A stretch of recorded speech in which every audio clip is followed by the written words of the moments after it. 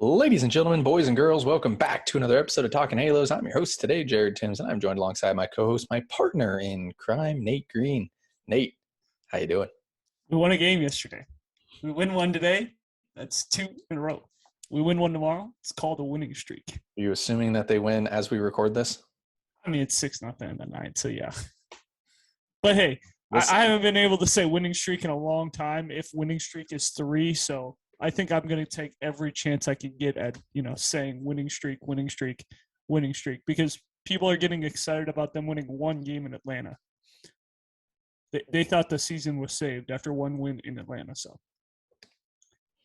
I think you kind of chalk it up and you start looking towards next year. Wow.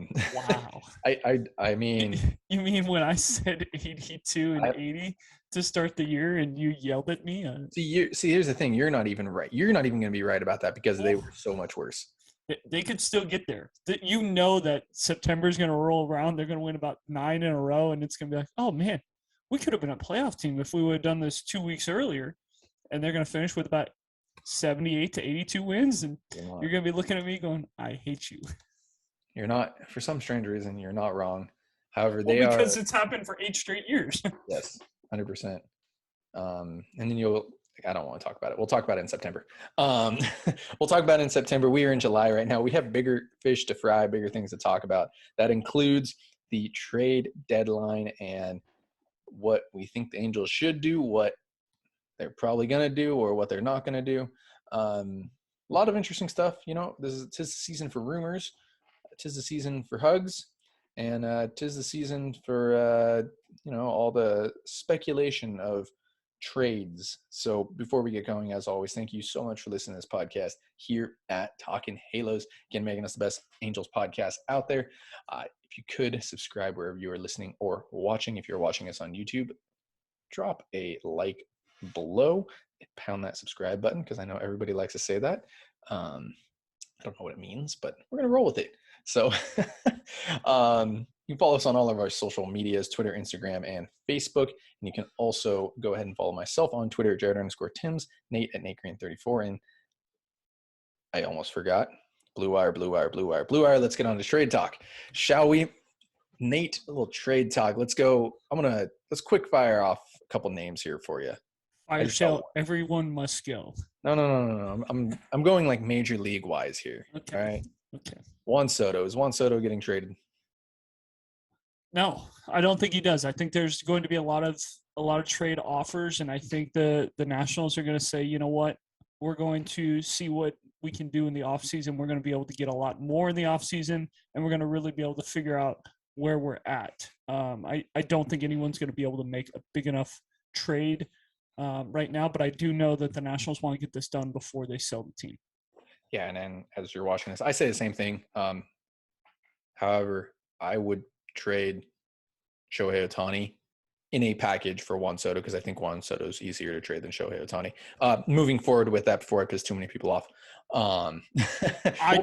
We will talk plenty of Shohei Ohtani. I have plenty. I didn't even go there. Wow. All right. I agree with you. I don't think he gets traded. I think if he does get traded, but Jesus, that's going to be a haul and a half. And I don't know if anybody – I know we've talked about, like, Shohei Ohtani. Like, there's nobody really that can compare to Shohei Ohtani trade or match up to a Shohei Ohtani trade. Even more so for Juan Soto because he is literally the face of baseball and arguably the best player in baseball. Even though Mike Trout, I get it. I know. I say arguably. St. Louis has a package. I think they've got enough to go get him. I mean, they got the shortstop who we saw throw at 105 across the diamond, who's going to be fantastic. You got Dylan Carlson, who's 21, 22 years old. They have plenty of young pitching. They can go do it if they want to. Now, it depends on, do they think that giving up all those pieces gets them to the World Series, or does giving up all those pieces end up costing them a chance at the division? Because they're on the Brewers' tails right now, and they have a shot to go win this thing. And the Cardinals, for some reason, they always do things fundamentally sound. They're always a very good team.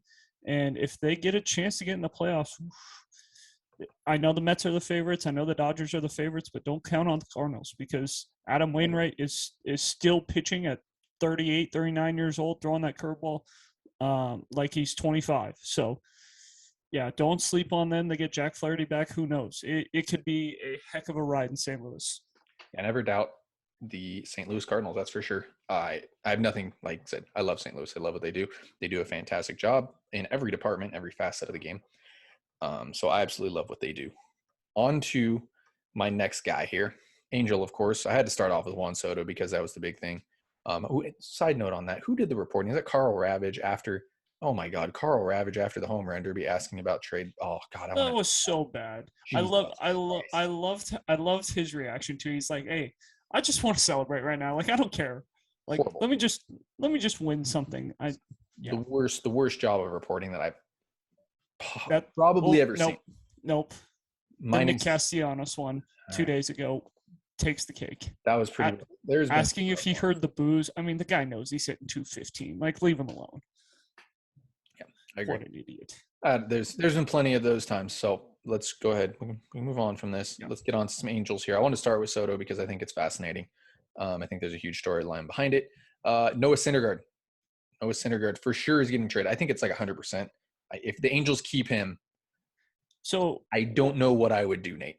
What I want to say is I think he's getting traded, but I've seen this way too many times where we have said it is 100%er that this guy is getting traded because he has to, because they're 27 games out of the division and 18 games out of the wild card, whatever it is now. And the Angels say, that's not the plan. So I am a little concerned that this seems to be too easy and it's not going to happen. So I look back at what they did with Alex Cobb last year, and I wanted them to bring back Alex Cobb. I think a lot of us did. I don't know if you Not did. me. Yeah, I know you didn't. Too many injuries, not enough. And I wanted them to, so I was okay with them not trading Alex Cobb. However, you look at it in hindsight, I would rather have gotten whatever they're going to get for Noah Syndergaard because I think it's very similar in that retrospect. But I think it's 100%. I would just say that. I know. There's no such thing as 100% with the Angels. 99%. Then that 1% could very well happen. That 1% might be 100%. I would be shocked if they didn't trade Noah Syndergaard. That's probably the only piece. Too, but that's the only piece that I'd be shocked at. So let's go ahead and let's talk a little Noah Syndergaard possible trades here. I have just a couple written up for you with some notable teams per se. I don't know. Let's say he goes to St. Louis. I think St. Louis has got to be in on a starting pitcher, correct? We just talked about him. I don't know if he fits there, but you have to assume that he is in the market there, correct? I think if they don't go and get Juan Soto and they still have some pieces to go get Noah Syndergaard, he is the best piece for them. I know there are other pieces to go get. There's a Luis Castillo. There's a Tyler Mahle, there's a Frankie Montas, but I think Noah Syndergaard is the perfect piece for the St. Louis Cardinals. They are the best infield play in Major League Baseball. They really field the baseball really well on the infield. Syndergaard does a great job of getting the ground ball, so he would fit perfectly. I think they do have the pieces to do it. It wouldn't be that hard. I don't think the Angels are going to be asking for too much, but you got to remember they did give up a second-round pick for him, so they are going to be looking for something in that ballpark. Obviously not exactly a second-round pick, but something close to where they feel like they didn't just absolutely lose on Noah Syndergaard. Yeah, and there's a couple schools of thought here. You have to imagine the Angels are going to try to do very similar to what they did with Andrew Heaney, which is eat the entire contract of Andrew Heaney. Same thing with Noah Syndergaard. I would have to assume they eat that entire Noah Syndergaard contract to get back at least some better talent. With that being said, my first trade proposal here, and I don't know if it really makes a lot of sense, but would be Noah Syndergaard to the Cardinals for Paul DeJong. You're eating someone's contract there. I know you're probably shaking your head now. I'm cool with Paul DeJong. You eat that contract up. You can release him if you want. And then you also go out and get second-round pick of the Cardinals from last year, Joshua Baez and Jonathan Mejia as well. I think that, I don't know. I'm just throwing spitballing ideas out here. That's a possible option. You go pick up a contract. You continue to eat money, because the Angels aren't going to go spend a lot of money or anything like that. And you go get some higher prospect talent like the Angels did in the Andrew Heaney trade with Peguero and Jansen Junk. Options. Yes, it's options. The only reason why I don't think it happens is because I don't think the Cardinals want to give up that much. I know it gets rid of Paul DeJong, but they only have 1 year left at Paul DeJong. So he's got 2022, 2023, and then he's got 2 club options. So and he's only $9 million. So in 2023. So I don't think that's enough money to get off their books for them to be like, oh man, we've got to do this.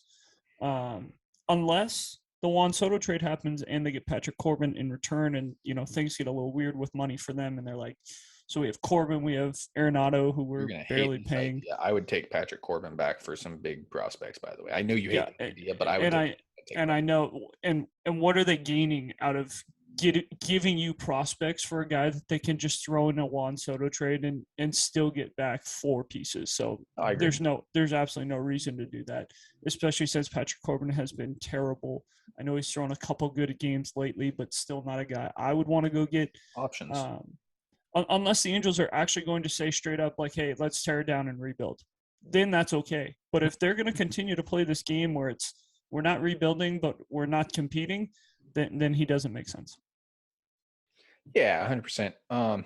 That's why I kind of don't know if St. Louis is a fantastic fit for the Angels. I think that Noah Syndergaard's a great fit for St. Louis, but it'll be interesting to see what they're able to get back if he does go to St. Louis or something like that. Another trade that I wrote up, just again out of the blue here, Dakota Hudson and Trey Fletcher for Noah Syndergaard. Of course, that's not eating up any money. They would get a little bit more for that. I'm a Dakota Hudson fan. I don't know if you are as much. I know. He's got very, very average stuff. Like, fits the mold.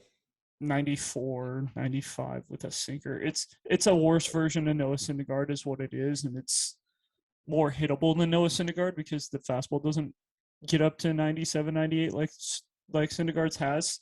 So I'm not a huge fan of him, but honestly, you get a prospect for Noah Syndergaard that's can be slotted in the Angels' top 10. It's going to be really hard to be upset about it. That's what you're looking for, is a prospect that's going to be slotted in the top 10, or you're looking for a guy who can play on the major league roster right now. Like, if you're getting a Brandon Donovan, I know you don't think that's possible, but if you're getting a guy like that, a Juan Yepez, someone who has been successful for the Cardinals this year, and really doesn't play a huge role. Like, Brandon Donovan's not playing on that team. They have Nolan Gorman, who they love. They both hit left-handed. They'd rather have Gorman. Tommy Edman, all-star shortstop. The corner's already taken with Goldschmidt and Arenado. Their outfield's pretty good and young with Bader and Carlson and Tyler O'Neill. So they're pretty set. They're set up pretty well. I don't think that Brandon Donovan's going to make or break the team. I think going to get Noah Syndergaard could be the difference between them winning a playoff series and them not winning a playoff series, because if they're starting Dakota Hudson, they're in a big problem against the Dodgers or the Mets, where the Mets and Dodgers are going to be running out Kershaw and Buehler or DeGrom and Scherzer. So for you to be able to run out Wainwright and Dakota Hudson doesn't look great. Yep. Yeah, I agree.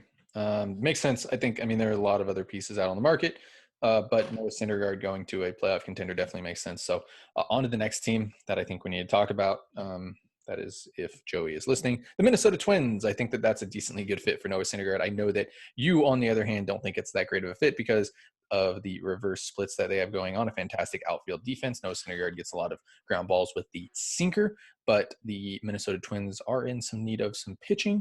I think the Angels could profit from this and maybe go get, I don't know, let's say a Marco Raya and an Aaron Sabato, former first rounder from, last year, if I'm not mistaken. Yeah, I don't know what you think about the first baseman. Yeah, I don't know what you think about a possible fit with the Minnesota Twins. I don't think the Twins are the fit. We've already talked about it. I know you just mentioned it. The Twins need a guy who's going to get fly ball outs. Tyler Mahle makes a lot of sense for them, being a strikeout fly ball guy. I don't think Luis Castillo and Noah Syndergaard are very similar, so I don't think Castillo is the right answer for them either. I know some Twins fans think Frankie Montas is the answer. Again, I don't think – Yeah, I don't think the Twins go out and get him. I think the Twins end up settling. I think the Twins are going to be in a lot of rumors during this next couple of days, and they're going to end up settling for what's left because I don't think that they are going to want to go all in.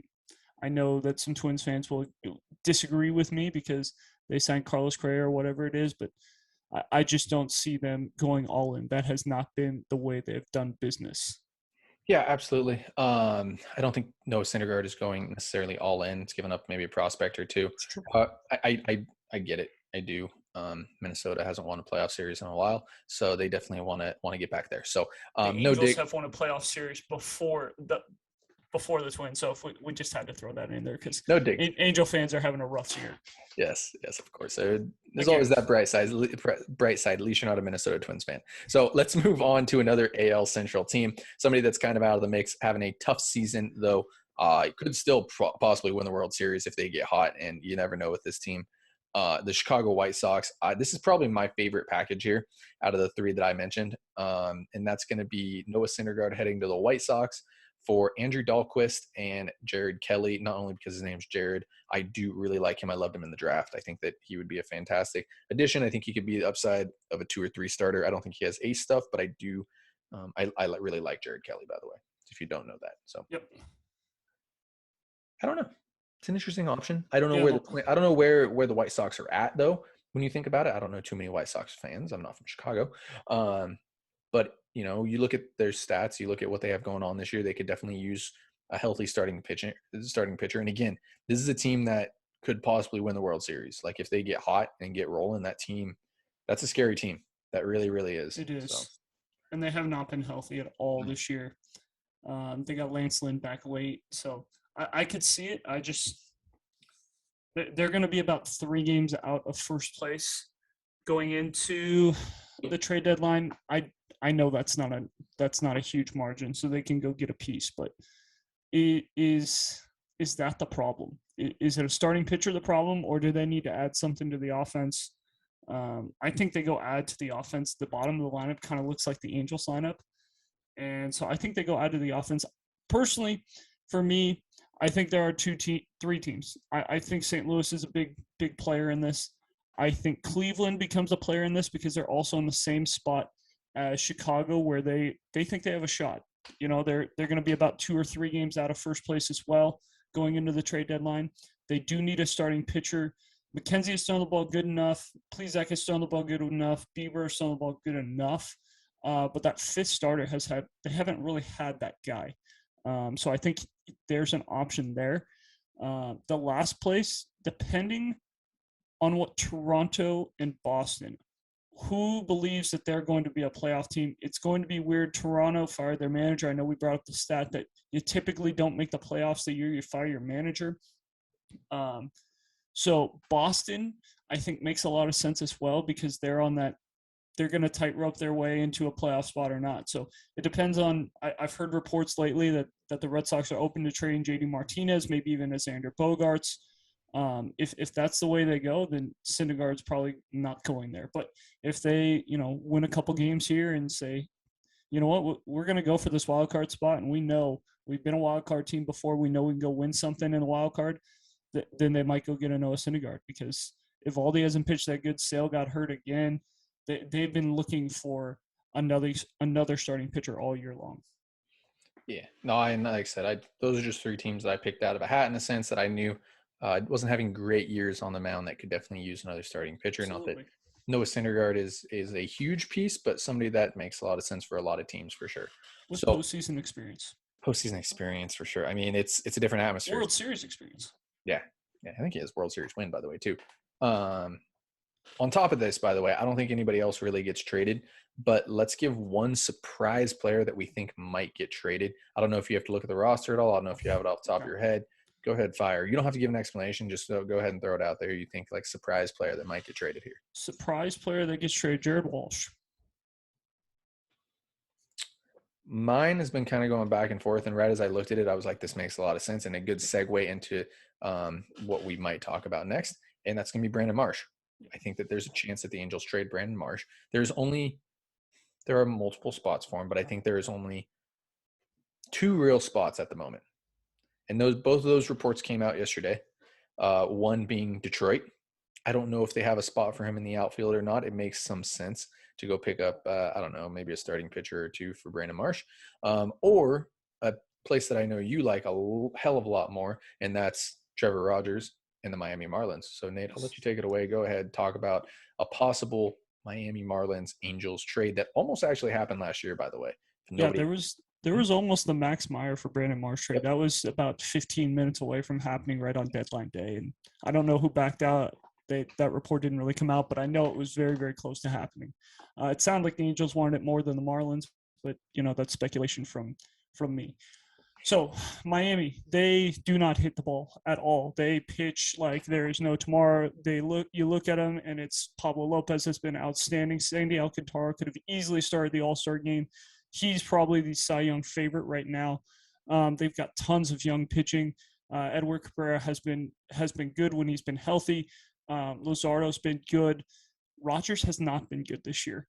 But they still have Sixto Sanchez. They still have Max Meyer, who made his major league debut and just got put on the IL. So they have a bunch of young pieces, and we haven't even gone into Yuri Perez, who's 19 years old, 6'7", and just got absolutely stupid stuff. So they are ridiculously deep when it comes to pitching. They really don't have that much offense. Jazz Chisholm has been the spark plug to that offense. Jazz Chisholm is on the IL again to go along with all those pitchers I just named. So that offense needs a lot of help. Jesus Aguilar becomes a free agent at the end of the year. They went to go get Joey Wendell in the offseason. Joey Wendell has not been the offensive threat that they thought he was going to be, like he kind of was in Tampa Bay. They've really been searching for an offensive piece for a long time. And that's why I said Jared Walsh. I think Jared Walsh will make perfect sense here. I know a lot of people are going to be like, Nate, Jared Walsh is an all-star. We can't be getting rid of him. He's hitting 240. He is what he is. He's going to hit between 240 and 260. He might get to 270 if you're very lucky. 25 homers. There are 20 other Brandon Marsh, or not Brandon Marsh, Jared Walshes out there. There are. Yeah, no, 100% there are. And if you really want to get technical, Jared Walsh he's Eric Hosmer. They're very similar players. I know you and I have talked about that. They're very close, especially the way Hosmer's hit this year and the way Walsh has hit this year. But I think with 3 years, how streaky in the sense they've been. I know Walsh is early, but Hosmer had that up and down where he did that. Sure. So Walsh has 3 years of team control left. I think he would be a really good fit in Miami. Right field is a little bit more shallow than left field. Left center, it gets really deep out there. I think to go get another guy who can mash baseballs in a right field, kind of like Josh Chisholm has done for them this year, would be really nice for them in that offense. They tried to go get Jorge Soler. It hasn't really worked out for them as much as they would have liked. I think Trevor Rogers is an interesting piece. I don't know where they're at right now. It would be kind of a weird trade where you're trading Walsh, who's probably having the worst year of his big league career, established big league career, I guess you would say, because I know he struggled his first time up. But ever since he's been a everyday big leaguer, I would say this has been the worst he has hit. Trevor Rogers has had the worst stats in his MLB history as well. He is very down in strikeouts. He's 83 Ks in 87 innings. His ERA is over 5 right now. But you saw the flashes last year. He finished right outside the Rookie of the Year. If I'm not mistaken, I think he just missed that. Right? Yeah. Or did he win it? I don't know. You keep talking. I'll do research. Yeah, double check on that for me, because I know he had an excellent year last year, and that makes a whole lot of sense for both sides. It gives the Angels another pitcher, and it gives the Marlins an offensive threat with Jared Walsh, who can leave the yard, which I think is what the Marlins are really missing. They're missing a guy who can leave the yard. Avisail Garcia is really a doubles guy. Jorge Soler can leave the yard, but he is so streaky. That's really not supposed to be Jazz Chisholm's game, to hit 30-plus home runs. So if Jared Walsh can go over there and stabilize that offense, that would be huge for the Marlins. And if they have enough young pitching to go and compete. I think Trevor Rogers would be a guy who could be very, very successful for the Angels.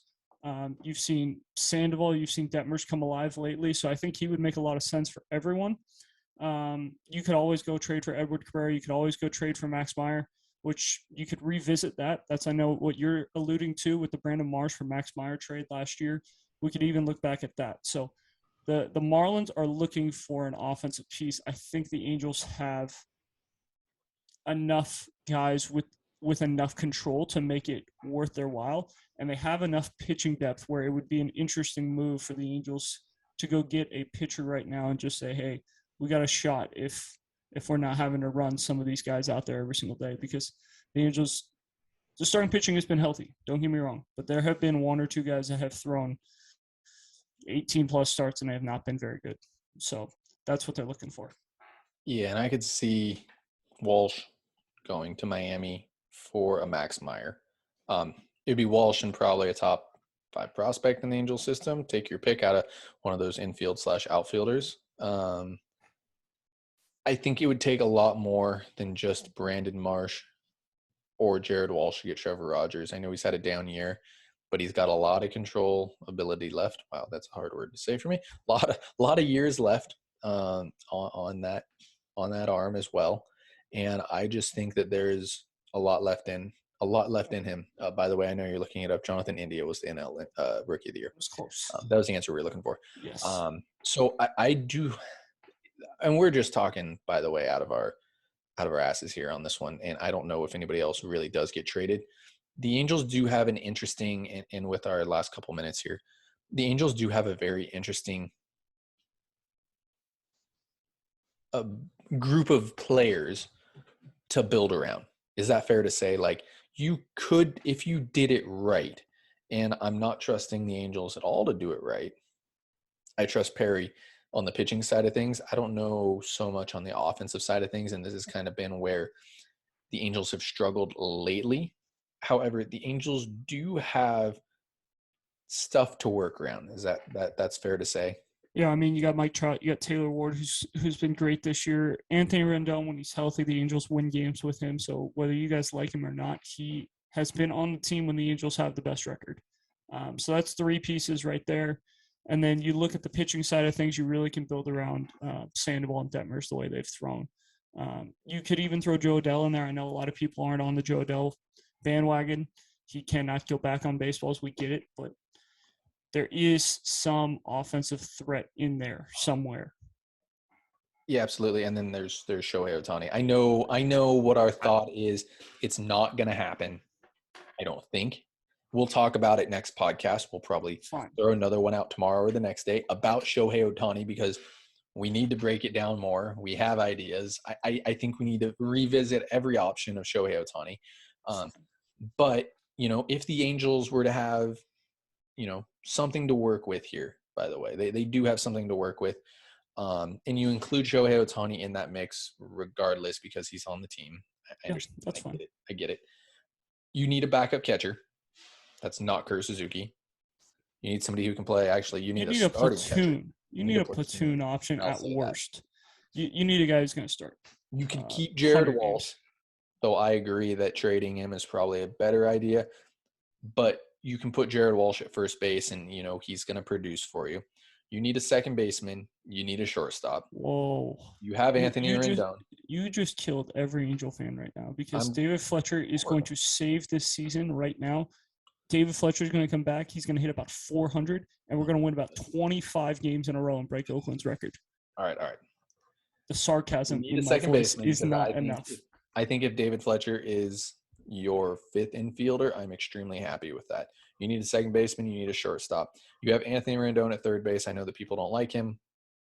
Shut up. You have an outfield, whether it's Adell, Trout, and Ward, and that's what I would do. Or Marsh in that mix as well. You have a DH in Shohei Ohtani. I know we want to trade him. I get it. We're going to revisit that. We'll talk about that later. You need a catcher you need a platoon catcher. You need somebody platoon at first base. You need somebody that's going to hit right-handed pitching a lot better. Left-handed pitching. Left-handed pitching. I apologize. Yes, left-handed pitching a lot better. And you need to know who that 5th infielder is, and I think that's David Fletcher. That's fair to say. I think, and I've been saying it forever, and I'm going to stick with this year. If David Fletcher is your starting infielder by any means, the Angels are not a playoff team. They have not been. They will not be. That was part of my reason. I said they were going to suck this year. You can't be your starting shortstop. That's fine. you look at the pitching side of things. You have something to work with. You have 3 pitchers. You need 3 more, but you have 3 pitchers, and you have an okay amount of depth that you can dive into if you need to. You have Ohtani, you have Sandoval, you have Detmers. You need 3 more on top of that. I know that trading Ohtani fixes a lot of that, but you need 3. You need 3 more on top of that, and you can pick from Silseth, Suarez, Canning. I have Criswell on here, but no longer. Chris Rodriguez, Jonathan Diaz, Tukey, Jansen Junk, Kenny Rosenberg. And if these people on this list are very disappointing, that's fine. You can go out and get some pieces. That's okay. You can make that work. You have depth. You have some starting pitching depth, which is I am okay with. It hasn't been used correctly this year, but I'm okay with it. And then you look at the bullpen, you need that 8th inning guy. Loop and Tepera have not been used in correct situations. Aaron Loop is fine in low leverage situations. We've preached this before. Ryan Tepera in the 7th inning, that's perfectly fine. You need to find a way to get Iglesias consistent again. I'm not too worried about that. I'm really glad we're paying our 7th inning guy $7.5 million and our 6th inning guy $8.5 million. It's my favorite thing to talk about. You need that 8th inning guy, whether it's Chris Rodriguez, Chase Silseth. I don't know who it would be. You put one of those guys in the 8th inning that have just stupid good stuff. You find your way to get them in, get to the 9th inning. Easy peasy. You need at least 4 more relievers. You have a bunch to pick from. You can throw Quijada in that mix as well, because I think this year he's earned a spot for next year. I know. You know who I'm thinking about right now, right? Who? Benjamin Joyce. Ben Joyce is an option. I'm telling you, you don't need to rebuild. And we know we've been saying this for years. You don't need to rebuild. You need to be smart. And that's when I don't know if the Angels can do that. So, Nate, you got any final thoughts? I'm excited to see this trade deadline. Are we going to see the same old Angels that we, talk about trade? We get to August 3rd and they have the same 26-man roster as they did on August 2nd. I think so. I truly believe that is the way the Angels operate, and you're going to not see anyone dealt. And it's going to be a frustrating trade deadline. But if the Angels do things right, which would be the first time in a long time that we've seen something done right, you trade a couple pieces. Who knows? Maybe somebody is dumb enough to take Kurt Suzuki. Maybe somebody really, really wants Matt Duffy. Maybe Michael Lorenzen comes back from injury right beforehand, throws one time, and pitches good enough to get traded. So there are a couple other pieces. Maybe a Loop trade, maybe a Tepera trade. There are a couple other pieces to be dealt. It just depends on, are the Angels actually going to trade during the deadline, which they have not done in the last 8 years, trading away pieces. They've traded 4 pieces to help them win, the fantasy 76 wins, but they haven't really traded away pieces to help them for next year. Yeah, so we'll see what happens. As always, I just want to thank you all so much for listening to this podcast. Follow myself on Twitter, Jared_Tim's, Nate at NateGreen34, guys. And thank you so much for listening. Have a great rest of your day.